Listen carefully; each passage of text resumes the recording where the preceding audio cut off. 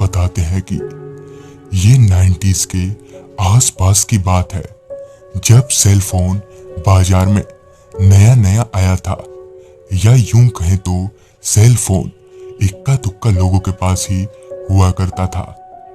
एक बार की बात है, वो अगस्त का महीना था जब मैं अपने काम पर था। दरअसल मैं एक तेल के कारखाने में काम करता हूँ। मैं अभी अपनी ड्यूटी पूरी करके निकल ही रहा था कि तभी मुझे मालिक ने रोकते हुए कहा, मयंक, ये थोड़े से पैसे हैं। अजय की तबीयत काफी खराब है, तो तुम उसे ये पैसे दे देना।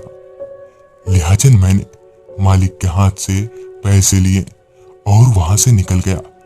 हालांकि मुझे मेरे दोस्त अजय का घर मालूम था, पर परेशानी यह थी कि वो मेरे घर के रास्ते के बिल्कुल उलट रास्ते पर था। खैर, अजय मेरा काफी अच्छा दोस्त था, तो उसके लिए तो मैं इतनी तकलीफ उठा ही सकता था। मैं अभी उसके घर के रास्ते पर आगे बढ़ ही रहा था कि तभी अचानक ही धीमी चल रही हवाएं एकदम से तेज हो गई और साथ ही साथ मूसलाधार बारिश भी होने लगी। चूंकि यह बरसात का महीना था, तो ऐसे में तो तेज बारिश होना स्वाभाविक था। लिहाजन मैं अपना सिर छुपाने के लिए एक बंद दुकान के बाहर ही रुक गया। मैं अभी वहां खड़े खड़े अपने आप को बचाने की कोशिश कर ही रहा था कि तभी मैंने नोटिस किया कि उस पूरे रोड पर कोई भी दुकान खुला नहीं है और ना ही उस सड़क पर सिवाय मेरे कोई इंसान है।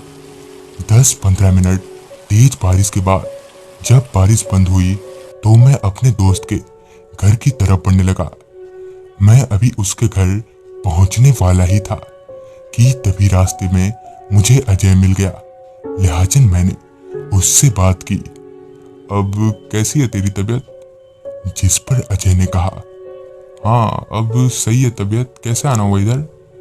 जिस पर मैंने कहा, यार वो मालिक ने तेरे लिए पैसे भेजे थे। जिस पर अजय ने कहा, नहीं नहीं यार, अब तबीयत ठीक हो गई है, तो तू ले जा पैसे वापस, कल मालिक को लौटा देना। जिस पर मैं अपना सर हाँ में हिलाते हुए अपने घर की तरफ चल दिया। उसके दूसरे दिन मैं वापस काम पर गया और पैसे मालिक को देते हुए कहा, मालिक, वो अजय की तबीयत अब सही हो गई है, तो उसने पैसे लेने से मना कर दिया। उस दिन काम पर सारे लोग मौजूद थे सिवाय अजय के, जिस वजह से मालिक ने मुझे एक बार उसके घर जाने को कहा। मालिक के कहे अनुसार मैं उसके घर गया, जहां पहुंचकर मैंने देखा कि उसके घर पर ताला लटका है। मैंने पड़ोस वालों से पता किया तो मालूम पड़ा कि अजय की मौत हुए आज 1 हफ्ता बीत चुका है। दरअसल उसे कोई बीमारी थी और घर में अकेला होने की वजह से ठीक से उसका इलाज नहीं हो पाया और उसकी जान चली गई। पर यह कैसे हो सकता था? आखिर कल रात को ही मैंने अजय से बात की थी।